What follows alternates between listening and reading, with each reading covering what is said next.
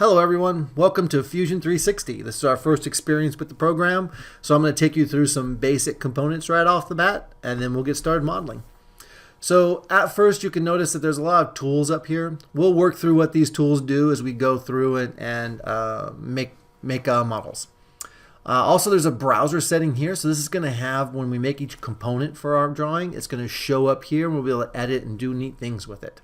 Right now, let's use the browser and let's turn the origin on. So right here is a hidden or in sight. So this is like in view or hidden button. You can toggle it on and off. Let's put the origin on so we can see that's the center of our workspace right here. And you can see we're looking at in 3 dimensions. The other thing we want to do is click on document settings. Click this down, this arrow to open up the document settings. We're going to click on inches and we're going to click on this change active units button. When we click on that, it opens up what units we want to use. In this build, we're going to use centimeters. So click on this down, centimeters, and we're going to set that as default. So you can have that little check mark clicked. That's going to help us in the future. And then just click OK. Now we have our unit set. And before we go any farther, let's go ahead and save our project. So we're going to come up here and hit save. And then we're going to type in, I'm going to call mine iPhone stand because I'm making mine for an iPhone. If you want to call yours something else, that's fantastic. But make it something descriptive. It'll help you later find it and be able to know what it is. I'm going to click save there. Now the next thing I want to show you is this rotation tool up here in the right hand corner. If I click and drag, so I click, hold down, and drag, I can actually rotate it around to any kind of crazy direction I want. So I can say, oh, look at the bottom. If I click straight on the middle of one of the sides, it'll rotate it and show me just the bottom side. I can click on this arrow and I can click around to other sides. I can click here and it'll rotate me so that that side is some other direction facing. So I can do all these crazy rotations with it, which is really cool. If I click a corner, it will show me the 3 sides that corner shares. So you can see it's at an angle now. If I click just this side edge, it'll show me just the back and left view of my object. And once we have an object in there, it'll be more clear as what those mean. We'll be using this a ton to move stuff around. If you ever get messed up and you're like, oh man, I'm in this crazy view, if you just click home, it takes you back to this top, front, and right view. And that's really helpful. So that home button really saves you when you get all mixed up. All right, so that's the basics of Fusion 360. Let's just get started and see if we can't model something. So we're going to start with the back of our phone stand, which is basically a rectangular piece of wood. To make it, we're going to do what's called creating a sketch. So a sketch is a 2-dimensional drawing of an object that you then provide depth to and you make it into a 3D thing. So first thing to do is just click on this Create Sketch button up here in the corner. And it's going to ask you where you want to create your sketch. So do we want to create it on this face or that face? And where we want to create this is going to be on the front face. So we want this one that's out in this direction right here. So I'm going to click on it. It's going to rotate that flat for me so now I can create a drawing on that face. And notice it says front here. If yours doesn't say front here, go ahead and click Finish Sketch so you can leave the sketch drawing.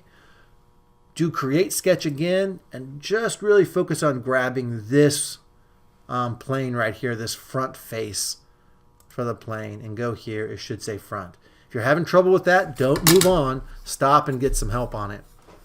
All right, so the next thing I'm going to do is I'm going to create my back. I want it in landscape. I want it in portrait mode, so long side up. And what we're going to do to create this rectangular back is we're literally going to click on the rectangle tool here. We're going to come down here and we're going to click on the origin. And then we're going to drag out a rectangle. And we don't really care how big the rectangle is right now. We're going to size it later, this next step. So just click the rectangle, drag it out some, and click, and it just made a rectangle for you. Notice that 2 of the lines are black and 2 of them are blue. What that means is the black lines can't be moved. They're called what's called constrained, fully constrained. So they're stuck in place. The blue lines can still move and adjust.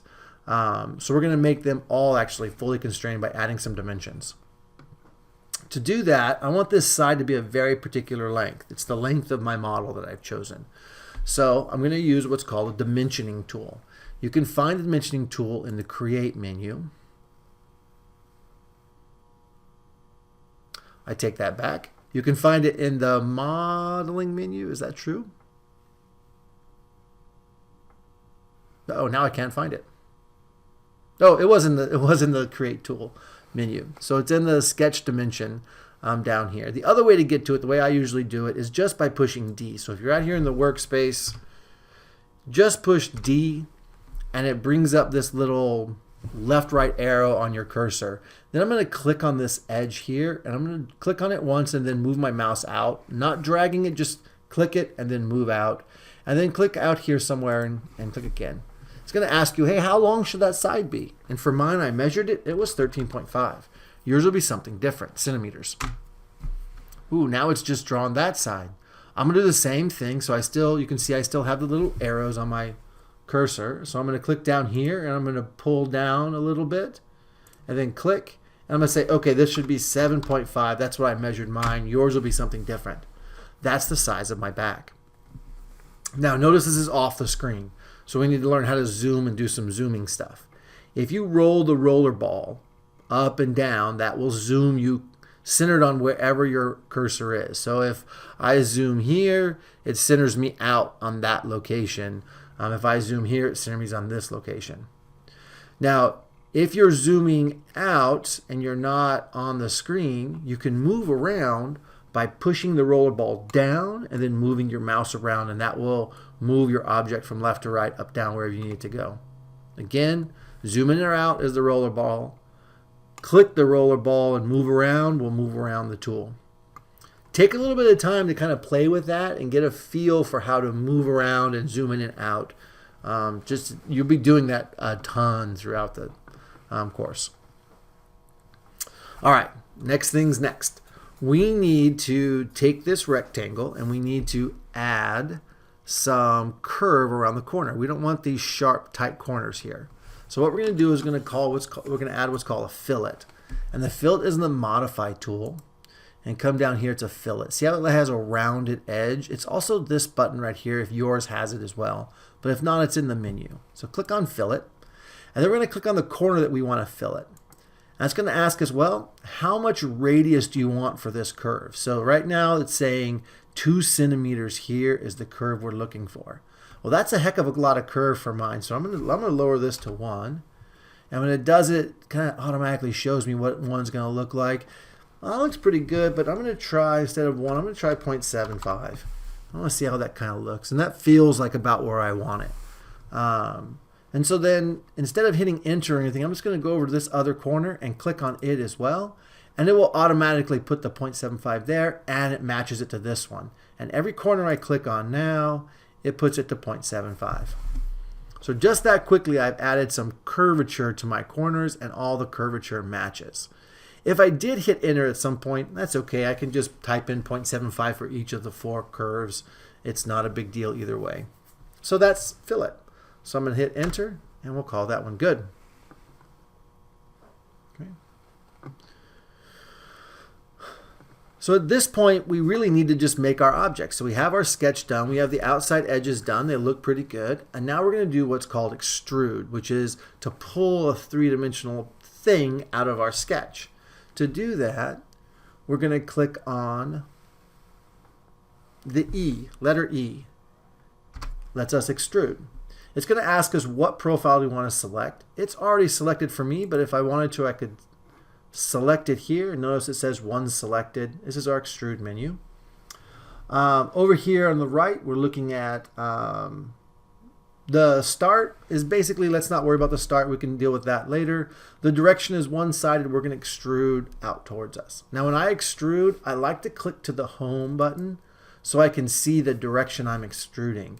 This one, I'm going to want to extrude out towards me. And we need to extrude the exact thickness of our material. And that is going to be 0.3 centimeters. Now notice how it's extruding away from me. If I wanted to extrude towards me, I would have to then opposite the arrow. Notice the arrow is pointing in this way. I'd have to make this a negative number, and then that would extrude out towards me instead of away from me.